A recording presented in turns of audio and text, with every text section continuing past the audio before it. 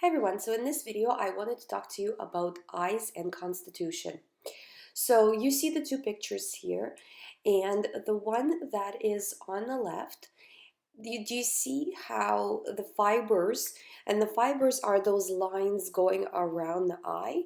They're a little bit wavy, yes, but do you see how they are uniform and there's a lot of them? This shows strong constitution, and um, compare that to the other picture where the fibers are all over the place, there's breaks in the fiber. It's a much weaker constitution, meaning the body doesn't have that much strength to fight as in the first one.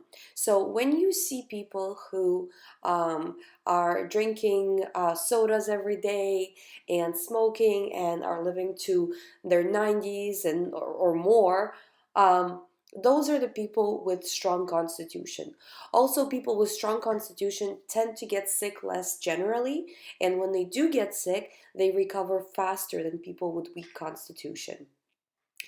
So the constitution is generally something you are born with. So when the baby is born, they're either on the strong side or on the weak side, and that's to do with genetics, with how their, uh, what the mother was, what kind of health she was in when the baby was born, and those kind of things.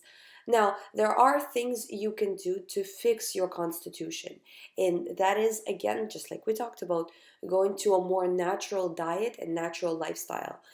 Because again, it's not only the diet, it has to be working as a group. Like your whole life has to change as a group in order for you to feel better and in order for your circumstances of your health to change.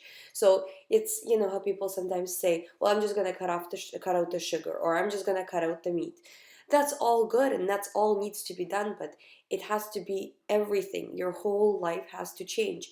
But you have to do it in stages, that today you cut out sugar, tomorrow you cut out meat, then you change your lifestyle to have less stress, then you add meditation, then you remove anger and frustration that you might be feeling. You will start to work on that, and day after day after day you're changing how you react to things, you're changing how your body is working, you're changing all of your life basically for the better. But constitution really does help set you on the right path. So you have to figure out where you are in this, on the scale from the strongest to the weakest. Usually people are somewhere in the middle.